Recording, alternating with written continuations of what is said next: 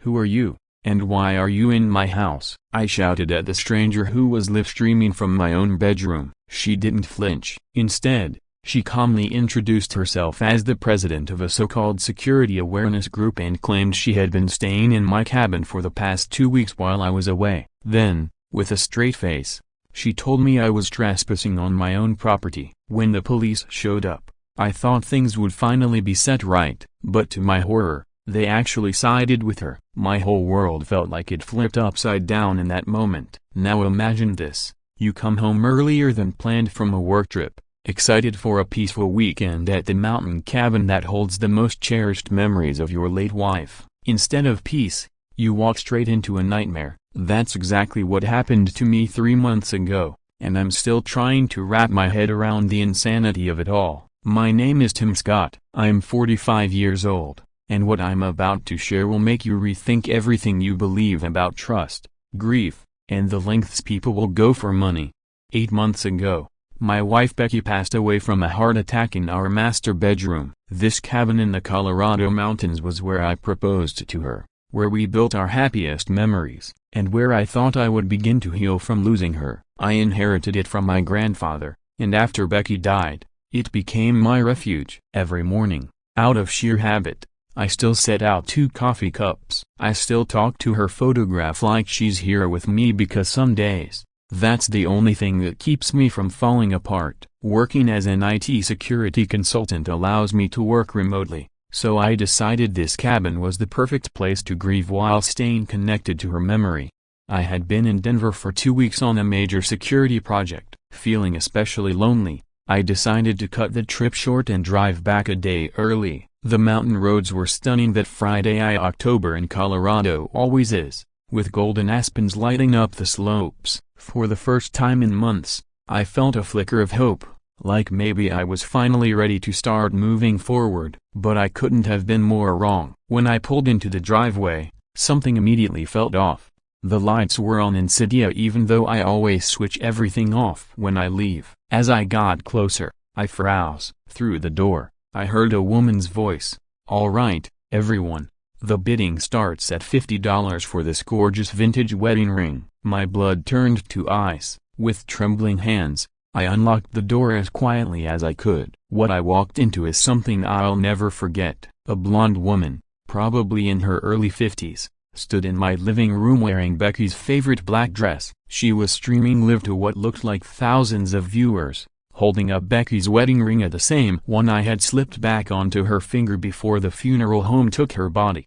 But that wasn't even the worst of it. Becky's memorial corner had been completely desecrated. Her urn was gone, her photos tossed carelessly on the floor like garbage. Then, as if to twist the knife further, some half-naked man strolled out of my bedroom with nothing but a towel wrapped around his waist. "What the hell is going on here?" I roared, dropping my bag in shock. The man muttered something about getting dressed and disappeared back into the bedroom. Meanwhile, the woman who I would later learn was named Erin Campbell actually raised a finger to shush me while she finished her stream. "Hold on, folks. We've got a little interruption here," she cooed into her phone with a syrupy smile. And this is exactly why property security education is so important. Negligent homeowners create these awkward situations. I stood frozen, jaw hanging open. Was this woman seriously suggesting I was at fault in my own home? "Turn that off right now and get out of my house," I snapped, my whole body shaking with rage. "That ring belonged to my wife, who died 8 months ago. You have no right to be here." Erin didn't back down. Instead, she calmly reached into her designer purse and pulled out a stack of what looked like official papers. "Sir, I need you to relax. I'm Erin Campbell, president of the Property Security Education Initiative, and I have full authorization to conduct a security assessment of this abandoned property. According to these documents, your home was flagged after being left vacant for more than 2 weeks without proper notice to the Homeowners Association. I'm live streaming this to my 45,000 followers to raise awareness about property protection." The confidence in her voice was bone-chilling. She really seemed to believe she was doing something legitimate. Then came the sound of a car door slamming outside, followed by a firm knock at the door. When I opened it, I felt a wave of relief seeing a police officer, but that relief vanished just as quickly. Officer Torres, a man in his mid-40s with a thick mustache straight out of the 80s, was also holding up his phone like he was streaming. "Hey everyone, Officer Torres here, responding to a disturbance call," he said cheerfully into his device before looking up at me. "Sir, we got a report of someone threatening a property security expert." My stomach dropped. "Officer, this woman broke into my house and is selling my dead wife's jewelry online. She needs to be arrested immediately." But Torres didn't seem convinced. Erin had already started rattling off her same story, showing him the same flashy documents, and casting herself as the victim. Disturbingly, the officer looked more impressed by her presentation and her follower count than by the fact that she was obviously robbing me in real time. I showed him my ID with the cabin address, explained how I inherited the place, told him about Becky's death, and that this was our home. But every time I spoke, Erin had a smooth counter ready, spinning it as though she was providing some kind of public service. And some ill-broken bar Torres seemed to be buying it. Just then, another car pulled into the driveway. To my surprise, it was Madison Rivera, carrying a tray of coffee cups. She ran the little coffee shop about 10 minutes down the mountain road, and the look on her face was pure concern. "Oh my goodness, Tim, what's happening? Are you okay?" she asked. Her arrival felt like a godsend to someone who knew me, someone who could cut through the madness and vouch for me. Madison was close to my age, with warm eyes and dark hair that reminded me a little of Becky. Since moving here full-time, I'd visited her shop a few times, and she'd always been kind, checking in on me during the worst stretches of grief. Madison didn't hesitate. She stepped right into protective mode, handing me a cup of coffee before turning to Officer Torres. She explained she'd known Becky and me for months, confirmed this cabin was ours, and said outright that Erin was exploiting my loss. She even told Torres that Becky had once shown her where the spare key was hidden, a precaution my wife had taken when her health declined, in case someone needed to check on her while I was away. Her words seemed to carry more weight with Torres than my paperwork had. He finally asked Erin to step outside for a private talk. While they spoke on the porch, Madison stayed with me, helping gather Becky's scattered photos from the floor. "Tim, I'm so sorry you're going through this," she whispered. "Some people have no respect for grief or loss, but you're not alone. We'll get through it together." Her compassion broke through the numbness I'd been drowning in for months. After so long dealing with everything by myself, her support felt like a miracle. When Torres came back inside, his expression was weary. "Mr. Scott, this looks like a civil matter between you and the homeowners association," he said. "Ms. Campbell has documents that appear to authorize her presence here, and you clearly have proof of ownership. My advice is to resolve this through the courts, not the police. It's a property dispute, not a crime." Erin re-entered with a smug smile plastered across her face, gathered her streaming equipment, and walked out with her half-dressed companion without saying another word.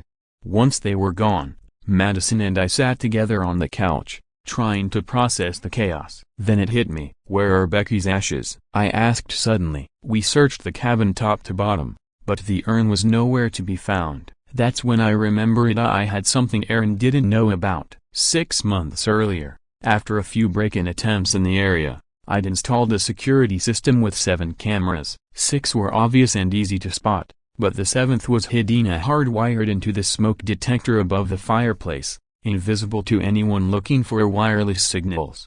"Madison," I said, pulling out my phone, "I think we're about to find out the truth." As I scrolled through the recordings from the past 2 weeks, a chill spread through me. The first clips showed Erin arriving with a group of men, setting up as if the cabin belonged to her. But then, on the 4th day, my stomach twisted in horror. On the screen, Erin casually carried Becky's urn outside and dumped it into the trash bin like it was nothing. Then she returned inside and carried on live streaming as if she hadn't just desecrated my wife's memory. Madison gasped, her hand covering her mouth. "Oh my God, Team, a broken bar." She threw Becky away like garbage. "What kind of monster does that?" I couldn't even answer. Watching Becky's ashes treated like trash was like losing her all over again. Only this time, it wasn't fatal, it was deliberate cruelty. But as I kept scrubbing through the footage, something else stood out, something far more disturbing. This wasn't just theft, this wasn't random, it was planned. Over the next several hours, Madison and I reviewed clip after clip. What we uncovered was not some desperate woman stealing to survive. It was a twisted, calculated business. From the very first day of my Denver trip, Erin had moved in like she owned the place. She cycled different men through the cabin, using it as her personal playground. But that was just the beginning. The true horror came when we discovered that she had listed Becky's bedroom, our bedroom, on vacation rental websites under the name Angel's Memory Room, Authentic Grief Experience.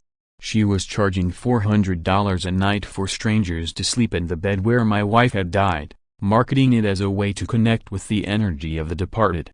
The listing was disturbingly professional, complete with polished photos and carefully written descriptions. I read the ad aloud, my stomach churning. Experienced the profound energy of transition in this sacred space where a beloved wife spent her final earthly moments. Guests report deep spiritual connection and peace that can only be found in a room where love conquered death. Includes access to the memorial garden and personal effects for authentic grief processing. I had to stop reading. The words made me physically ill. Becky's death had been twisted into a grotesque sales pitch. Erin wasn't just trespassing, she was literally selling Becky's death as a tourist attraction, and disturbingly, the scheme even had glowing 5-star reviews from supposed guests who claimed they'd found healing by sleeping in my wife's deathbed.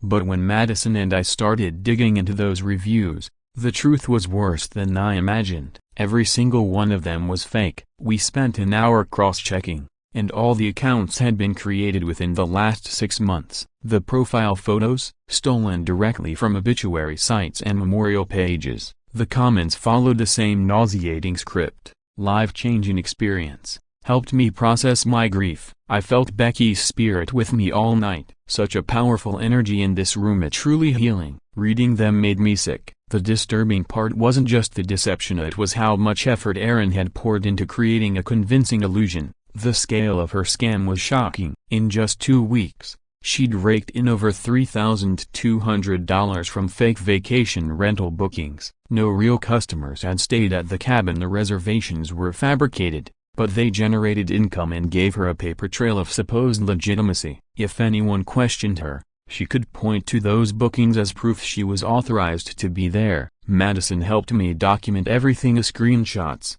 timestamps, notes, while I tried to hold myself together. Tim, this isn't just trespassing, she said firmly. This is organized fraud. She's got fake documents, fake customer reviews, fake bookings, a broken bar. This is a whole system. She was right. And it was terrifying to think how many other people might have fallen victim to the same scheme. But the rentals weren't her only source of income. Erin had also been selling off Becky's personal belongings one by one, live on camera, turning my wife's most cherished possessions into props for her so-called security education streams.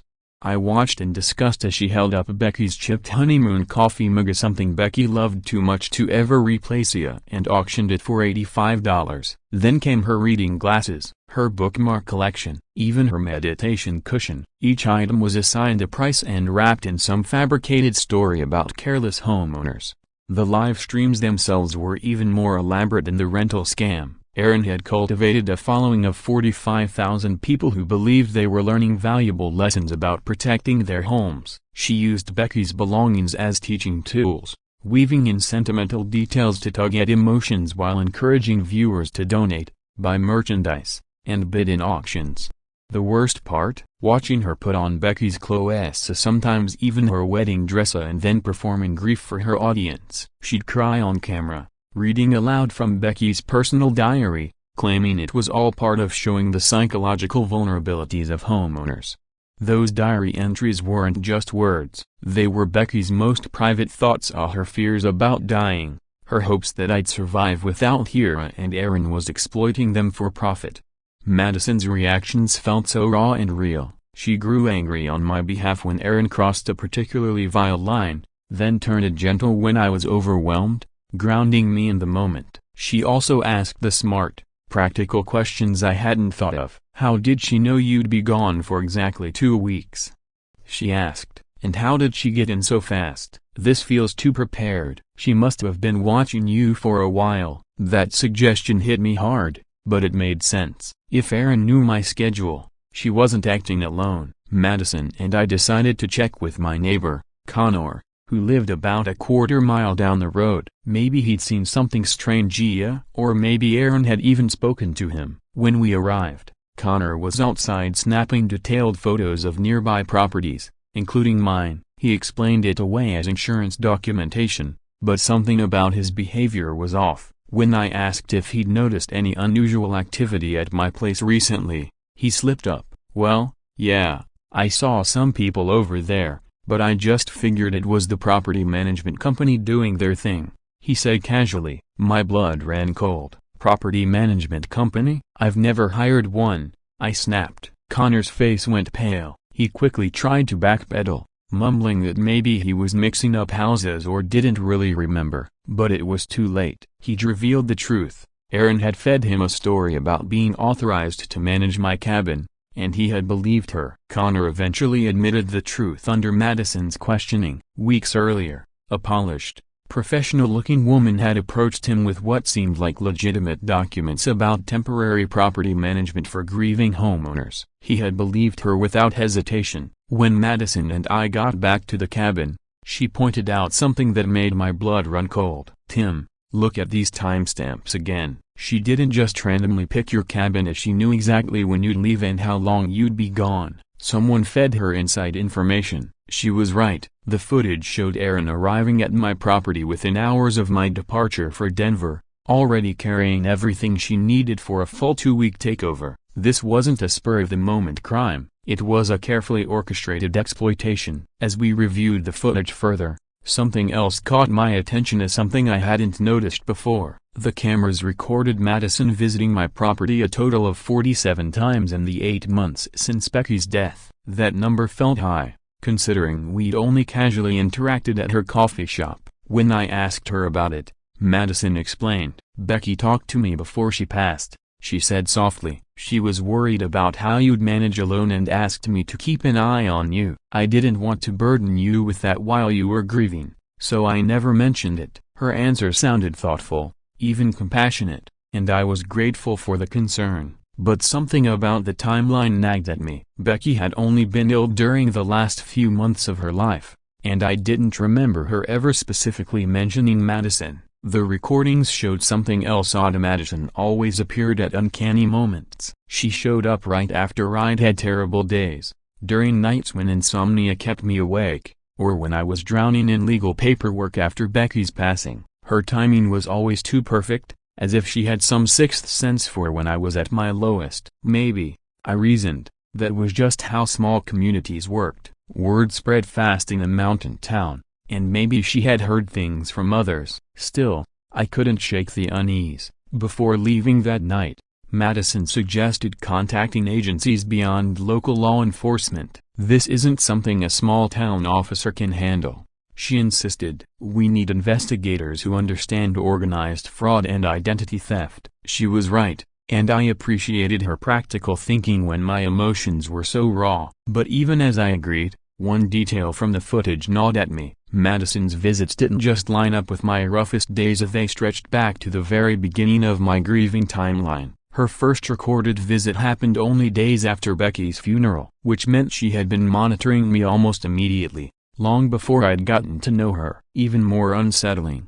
Madison's coffee shop loyalty card showed exactly 47 check-ins in 8 months. Becky had only been gone 8 months, so why had Madison been watching over our house before my wife even died? The next morning, I woke with a pit in my stomach that had nothing to do with grief. Madison's explanation kept playing in my mind. Becky had been ill for months, but she'd never mentioned Madison to me, not once. If she had struck up a new friendship, I would have remembered. I decided to press for answers elsewhere. I drove back to Connor's place, this time without Madison. He was outside again, camera in hand, this time photographing my cabin from his driveway. The angles and distances weren't randomo, they were perfect for tracking whether lights were on, cars were parked overnight, or people were coming and going. "Morning, Connor," I called, keeping my tone casual and my hands visible. "Mind if we talk about what you actually saw at my place?" Connor flinched like he'd been caught, He lowered his camera quickly and muttered something about bird watching. But I noticed a manila folder sitting on the hood of his truck. Inside were professional-grade property photographs of detailed shots of my cabin from every angle, close-ups of doors and windows, even the exact hiding spot of the spare key Becky had once shown Madison. These weren't innocent neighborly observations. This was a full property assessment. "Connor, what the hell is this?" I demanded, holding up one of the photos. "Are you working with Aaron?" His face cycled through a dozen emotions before settling into shame. "Tim, I swear, I didn't know what she was really up to," he stammered. "She hired me to do an appraisal, said she worked with a management company that helped grieving homeowners, paid me $800. I thought it was all above board." Suddenly, his nervousness and evasiveness made sense. Connor wasn't masterminding anything. He'd just been PITA and PDA into helping Aaron's scam look legitimate. Connor wasn't the criminal mastermind I feared. He was just an appraiser who thought he'd been hired for legitimate work. He even showed me the contract Aaron had handed him, and it was almost flawless in its presentation. The letterhead belonged to a company called Mountain Memory Management Services, complete with a Denver office address, phone number, and a polished website.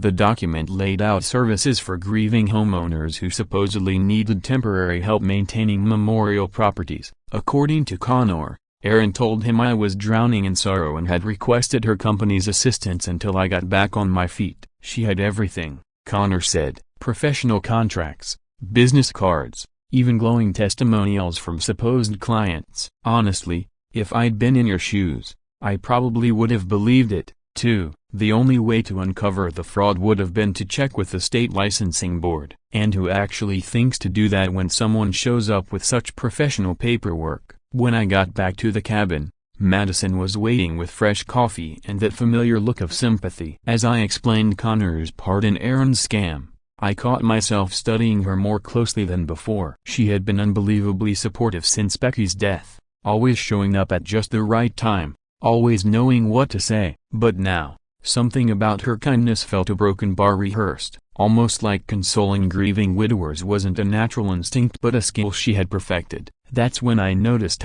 something that made my stomach lurch. Madison was wearing a ring I'd never seen her with before, a plain gold band with a small diamond. My breath caught in my throat. Number. It couldn't be. But the longer I looked, the more convinced I became. It was Becky's engagement ring, the same one she'd worn every day for 7 years, until her medication made her fingers swell too much to keep it on. She had tucked it away in her jewelry box 3 months before she passed. "Madison," I said carefully, keeping my tone even, "that's a beautiful ring. Where did you get it?" She glanced down at her hand as if she'd forgotten she had it on. For a brief second, something flickered across her face: panic, maybe, or calculation. "Oh, this?"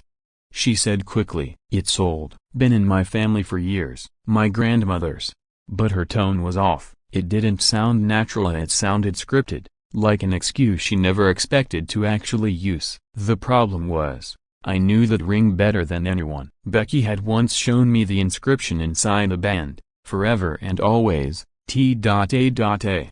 A mark left by her first boyfriend when she was 19. She'd been embarrassed by it but couldn't afford to have it removed, so it became our private joke. "Mind if I take a closer look?" I asked casually. Becky collected vintage jewelry, and I kind of picked up an interest from her. Madison's demeanor shifted instantly. She pulled her hand back, clutching it protectively, and rattled off excuses: how the ring was too fragile, how she didn't let anyone handle it, how she was running late for work. All of it sounded perfectly reasonable on the surface, except she hadn't mentioned being in a hurry until I asked about the ring. After she left, I forced myself to open Becky's jewelry boxes, something I had avoided for months because of the emotional weight. My worst fears were confirmed. The engagement ring was gone, so were other sentimental pieces: her grandmother's necklace, and the pearl earrings I had given her for our 5th anniversary. If Madison had Becky's engagement ring, and if that ring had vanished months before Becky's death, then she had been sneaking into our bedroom and stealing from my wife while Becky was still alive, while she was still fighting for her health. The violation was almost beyond comprehension. Becky had been fragile, terrified of being a burden, afraid of leaving me alone, and during that time, Someone had been exploiting her vulnerability. Rage burned in me, but I forced myself to stay calm. I couldn't afford to lash out. If Madison was part of Aaron's scheme, then for the last 8 months I had been confiding in the enemy, handing her my grief, my trust, my most private memories. I knew I had to test her story about knowing Becky. During Madison's next visit, I decided to test her. I slipped in a few fake details about Becky's last weeks. I said she'd wanted to redecorate the bedroom, claimed she was planning a trip to Montana to visit a college roommate, even invented a story about her worrying over a heart medication that didn't exist. Madison nodded sympathetically to every lie, even embellishing them as if Becky had supposedly shared those concerns with her. That told me everything I needed to know. Either Madison had a wild imagination, or she'd never truly spoken with my wife during her final days. That night, things escalated. Aaron came back to the cabin, only this time, she didn't bother sneaking around. She arrived with professional lighting, multiple cameras, and what looked like a full production crew. My home wasn't just a hideout anymore, it had become a set. But the real shock came when Madison walked through the door. She wasn't there as a friendly neighbor or a concerned friend, she was there as Aaron's partner. The two of them moved around the living room like seasoned collaborators, setting up shots and adjusting angles with the ease of people who had done this many times before. Aaron greeted her massive online audience. "Welcome back to Property Security Education," she announced, thousands tuning in instantly. "Tonight, I have a special guest, my colleague Madison, who will share insights about the psychological weaknesses that make homeowners vulnerable." Madison stepped into frame like she belonged there. She spoke confidently about manipulation tactics criminals use to gain access to grieving families' homes, listing behaviors that indicate when someone is overwhelmed and vulnerable. The hypocrisy was nauseating as she was describing, step by step, the exact methods she had used on me. Worse still, Madison began explaining long-term strategies, how to build dependency in widowers, how to position yourself as their only source of comfort, how to isolate them from anyone who might disrupt that control. "The key," she said smoothly, "is becoming indispensable during their darkest moments. Make them believe you're the only one who understands their pain, and they'll cling to you no matter what." Listening to her outline my own entrapment was like being dissected alive. I realized in that moment that Madison hadn't been helping Aaron exploit my home, she had been shaping my grief from day one, grooming me into the perfect subject for their twisted scheme. The hidden camera captured a final moment that sealed it. As their stream wrapped up, Madison casually mentioned she had been managing her current target for 8 months and that the emotional dependency protocols had exceeded expectations. She wasn't speaking about a hypothetical victim, she was speaking about me. I had been their experimented, their proof of concept for psychological exploitation, and they were teaching it live to thousands of predators. As I watched her comfort me on old footage, her hand on my shoulder, I caught another detail that made my blood run cold. On her finger gleamed Becky's missing engagement ring, the one that had disappeared months before Becky's death. Drop a comment if you've ever had that gut feeling that someone close wasn't who they claimed to be, because what I learned next could have saved Becky's life if only I had listened to my instincts sooner. The following days were the hardest of my life. I had to wake each morning and act like the broken, trusting widower I had been for months while secretly digging into a conspiracy that involved the woman I thought was my lifeline. Every conversation with Madison became a dangerous performance, where one wrong look or tone could give me away. I started what I called trust verification tests. I'd feed Madison bits of false information, money troubles I didn't have, imaginary fights with Becky's family, even a fabricated plan to sell the cabin and move back to Denver. And every time, without fail, those exact details showed up in Aaron's broadcasts within a day, framed as textbook examples of emotional weakness criminals could exploit. The precision between them was terrifying. Madison would sit across from me, offering comfort like a friend. But in reality, she was gathering data for Aaron's operation. Madison's visits took on a disturbing pattern. She'd ask gentle, caring questions about how I was coping, what challenges weighed on me, but I began to notice those questions weren't random. She was systematically collecting information about my finances, social ties, travel habits, and emotional state. What looked like compassion was, in truth, Professional-level psychological profiling dressed up as friendship. Her manipulation wasn't limited to conversations. During one of my tests, I left my laptop open with fake emails about selling the cabin, then excused myself to the bathroom. When I returned, everything looked untouched, but the browser history told another story. She'd accessed my emails, bank accounts, and even my text messages. Madison had been prying into every corner of my private life for months,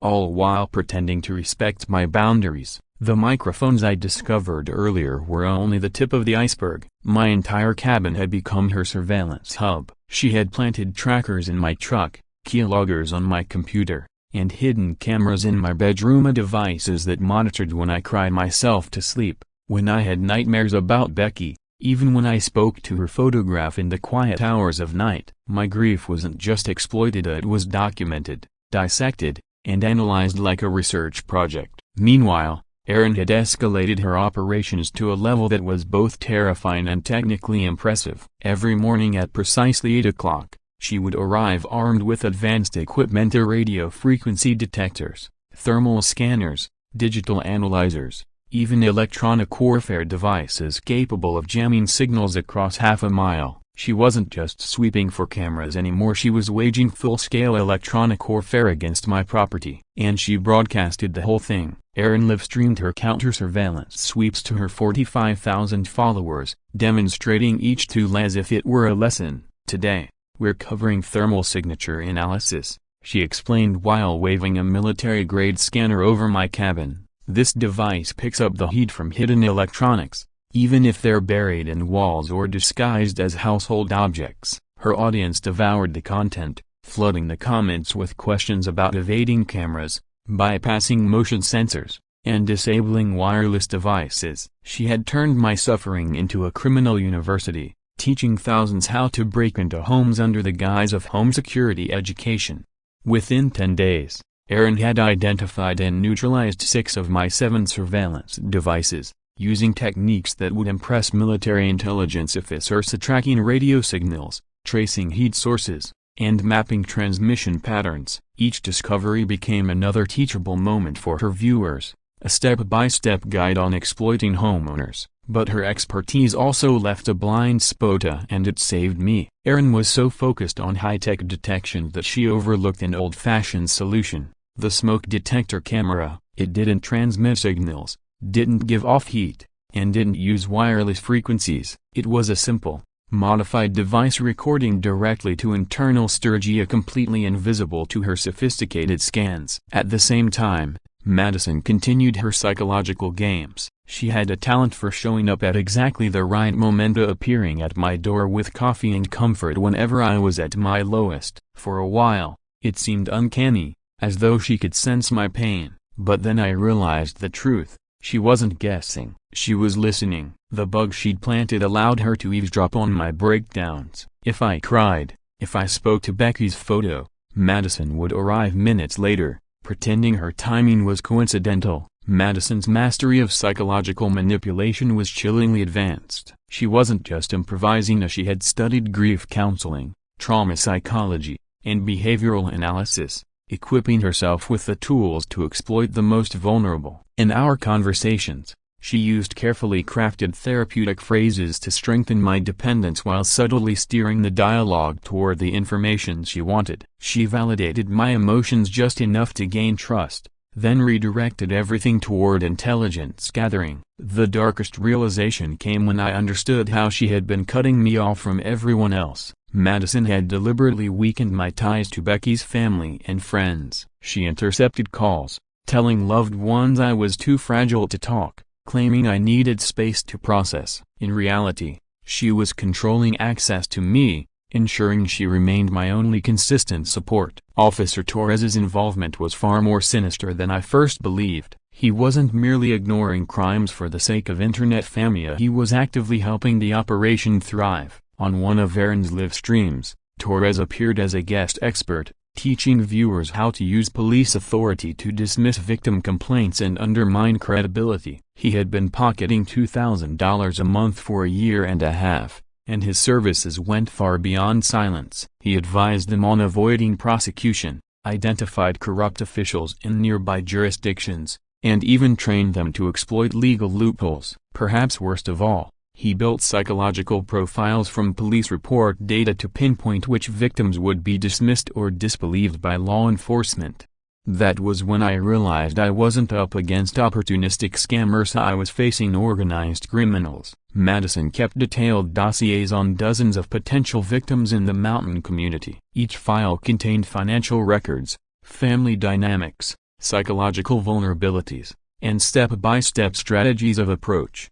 The patterns were clear: widows, the elderly, the unemployed, and families in crisis. Anyone experiencing a life transition that made them both emotionally and financially fragile was marked as a target. Her coffee shop wasn't just a small buzziness, it was her intelligence-gathering base. Every seemingly kind conversation with customers doubled as reconnaissance. She'd remember small details about their personal struggles, follow up later with sympathetic questions, and quietly build complete profiles of their weaknesses. Each caring exchange was actually a covert screening interview. Determined to expose her, I began my own counterintelligence work. I spent hours at the coffee shop, positioning myself in different seats to observe. What I saw was horrifying. Madison systematically probed the elderly about their health, the recently divorced about their finances, and grieving families about their loneliness. She wasn't offering kindness as she was farming victims. Then I uncovered the evidence that broke me. Audio recordings Madison had made of Becky during her final months. She had been visiting our cabin under false pretenses, posing as a healthcare worker, a counselor, even a neighbor lending a hand. Becky, weak and trusting, welcomed the intrusion. I, buried in work and caregiving, failed to see the pattern of strangers who knew too much. But Madison hadn't simply gathered information, as she had interfered directly with Becky's treatment. The recordings revealed Madison persuading her to change her medication routine, pushing natural supplements that she claimed would ease her heart. In truth, those supplements disrupted her prescribed medication, worsening her condition and triggering the complications that led to her death. The audio was damning. Becky's frail voice thanked Madison for caring enough to find alternatives. Madison's voice was calm, persuasive, and calculated at convincing my wife to take what was essentially poison while presenting herself as a friend. Becky's death wasn't the natural course of her illness, it was engineered. Madison had murdered my wife, not just to gain access to our home, but to orchestrate the very grief that would leave me vulnerable to her manipulation. She had designed my pain to fit her enterprise. The final proof came from her own surveillance devices. They had not only recorded my private life, but also her conversations with Aaron and Torres. Hours of tapes revealed them analyzing my psychological profile like I was a case study, dissecting my grief, predicting my reactions, and refining their methods in real time. Madison's analysis of me was clinical and heartless. On the recordings, she described my attachment style, the stages of my grief, the signs of my social isolation, and even how I was trying to rebuild trust. She spoke about me as if I were nothing more than an experiment, dissecting which manipulation tactics worked best and how to keep me emotionally dependent for as long as possible. But I wasn't their victim anymore. I had studied their methods, collected undeniable proof of their crimes, and now I was ready to strike back. It was time to stop playing defense and go on the offensive. That's when I began planning what I called Operation Becky's Just Icy, a full-scale counterattack designed to expose everything. Not just the theft, not just the manipulation, but the deliberate murder that started it all. I baited Madison with a new lie, telling her I had finally decided to follow her advice about taking time away to heal. I even showed her fabricated confirmation emails for a grief retreat in Arizona. "You're right about needing space," I told her, watching carefully for her reaction. "Being away from all the memories here might help me move forward." Her excitement was instant. She encouraged me to leave as soon as possible, insisting she could watch the property and peppering me with questions about when exactly I'd be gone. She had no idea I'd already installed a new kind of surveillance system, a technology they couldn't possibly detect. Using my background in IT security, I had hardwired cameras into the structure of the cabin itself. They drew power from the house, saved footage across multiple backup systems, and were impossible to jam or wipe out. This time, I would capture everything. And I did. The cameras recorded their entire victory gathering inside my home. But what truly shattered me was what Madison whispered to Aaron at the end. It wasn't about money, possessions, or revenge. It was about something they had done to Becky, something I hadn't known until that moment. Realizing Madison had killed my wife nearly destroyed me. For 2 days, I sat in shock, staring at the evidence, barely able to breathe under the weight of it. The woman I had leaned on for comfort had been the very cause of my devastation. Then something inside me hardened. A cold determination, the kind Becky herself would have recognized. She used to say that when I got past anger, when I became truly, righteously furious, I could do things no one expected. So that's exactly what I did. I became methodical. Over the course of 3 days, I organized nearly 2 days' worth of recorded confessions, financial documents, victim statements, and proof of systematic fraud and murder into a single, devastating dossier. It wasn't just a case file, it was a documentary of their crimes, but I wasn't planning to quietly hand it to the authorities and hope for justice.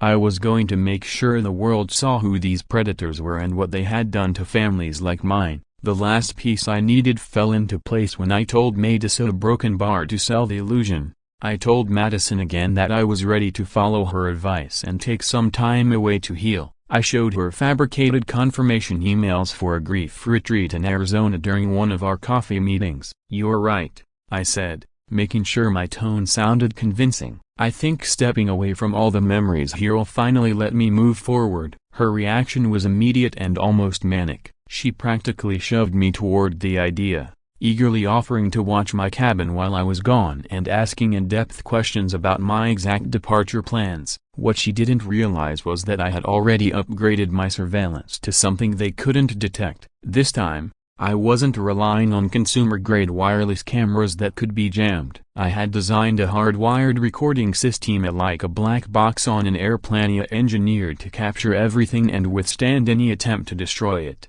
The morning of my supposed departure, I staged the scene, packed bags in the truck, checked the locks like I was heading out for real, and drove away down the mountain. Instead of hitting the interstate, I parked at a trailhead 5 miles out and hiked back through the forest to a concealed spot with a perfect view of the property. From there, I could observe everything while staying connected to my recording systems through a cellular link they couldn't disrupt. What I witnessed over the next 72 hours was nothing short of a full confession. Madison and Aaron truly believed they were untouchable. Within 2 hours of my fake exit, they broke out Becky's anniversary champagne, the bottle we had saved for our 10th wedding anniversary, and began what they proudly called a post-operation debrief. The celebration went on for 3 straight days. Madison, Aaron, Officer Torres, and 2 other people I didn't recognize used my home like their personal clubhouse, reviewing not only my case but 17 other operations they had run in the last 3 years. They had files of photos of victims, financial ledgers showing more than $400,000 in profits, psychological profiles of dozens of targets across Colorado and nearby states. They even discussed expansion plans to take their scheme nationwide. The most damning part came when Madison described her role. She called herself the emotional management specialist. Raising a toast with Becky's champagne, she bragged about identifying me just days after my wife's death using obituary listings, hacked healthcare records, and social media monitoring. "Tim was perfect," she said coldly. "Isolated, overwhelmed, desperate for connection, and easy to trust." The dependency protocols worked exactly like they were designed, but then came the detail that made my blood run cold. Madison casually admitted Becky's death wasn't natural. She laughed while explaining how easy it was to manipulate someone's pill organizer once you knew their prescriptions. "You can accelerate the decline without raising suspicion," she boasted. "Tim never suspected he was too focused on playing the perfect caregiver. Sometimes you have to move the timeline forward to create the right emotional window." My wife had been murdered, not for money alone, but so I could be reshaped into the ideal victim. Madison's supplements were poison, compounds that sabotaged Becky's heart medication. I had carried months of guilt, believing I'd failed to save Hero when all along, the very woman comforting me was the killer. I captured every memento, every word, every file, every laugh as they celebrated her death. Then I spent 12 hours editing the footage into a tight, damning 2-hour documentary no one could dismiss. I called it, How Grief Predators Murdered My Wife and Taught Me to Trust Her Killer. At exactly 3 a.m. on a Tuesday, I uploaded it to every major platform at once, timing the release to spread like wildfire during the morning workday. The results were immediate. Within 6 hours, over 5 million people had watched it. Outrage and horror filled the comment sections. People demanded justice on a scale I never imagined. What pushed it even further was the flood of new voices. Other victims began coming forward, sharing their own stories of being targeted by the same kind of predators. My video had triggered a chain reaction and testimonies poured in, proving that what happened to Becky and me wasn't isolated. It was part of a vast, organized operation. Communities began posting warnings, families built support networks, and resources were shared to protect others from falling prey. And then, a hashtag started to rise. Broken bar. Within 12 hours, the hashtag #GriefPredators was trending nationwide, and major news outlets were covering the story with an intensity I hadn't expected. The explosive mix of murder, psychological manipulation, police corruption, and systemic exploitation of grieving families created a perfect storm of public outrage that no one could ignore.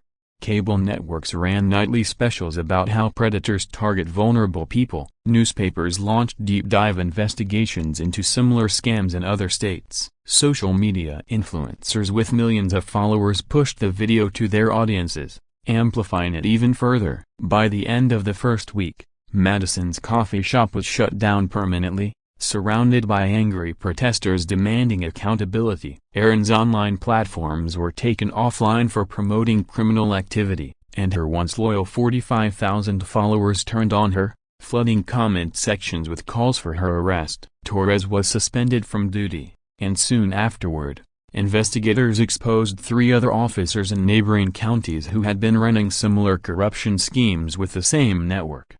The legal system moved quickly, treating this as far more than a small-town property dispute. Federal investigators took over and pursued it as an organized criminal enterprise. Madison was arrested at her cafe copyright and charged with first-degree murder, fraud, conspiracy, and running a criminal syndicate. Erin faced nearly identical charges, plus additional counts connected to her livestream grifts and stolen property. Torres was hit with corruption, conspiracy, evidence tampering, and accessory to murder charges. None of them were granted bail. Investigators had proof they were preparing to relocate to Arizona to expand their operations by targeting military families dealing with deployment-related stress. Their plans for expansion were chilling. They had already mapped out vulnerable groups in a dozen states and started recruiting locals to replicate their model of grief exploitation.